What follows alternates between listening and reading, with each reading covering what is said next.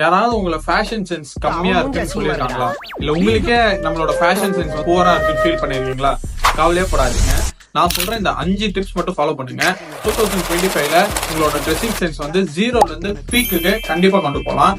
So மறக்காம இந்த வீடியோவை சேவ் பண்ணி வச்சுக்கோங்க. So number 1 tip, find your style. நம்ம எல்லாருக்குமே சப்கான்ஷியஸாவே ஒரு ஸ்டைல் இருக்கும். Formal, casual, semi casual, street wear, எந்த மாதிரி வேணாலும் இருக்கும். Tip number 2, trust me guys, 90% of நம்ம ப்ராப்ளம்ஸ் வந்து நம்மளோட ஃபிட்ல தான் வரும். நீங்க உங்களோட ட்ரெஸ்ஸை உங்க பாடி ஷேப்புக்கு ஏற்ற மாதிரி கரெக்ட் ஃபிட்ல போட்டீங்கனாலே போதும், 90% ஆஃப் ப்ராப்ளம்ஸ் வந்து நீங்க சால்வ் பண்ணிடுவீங்க.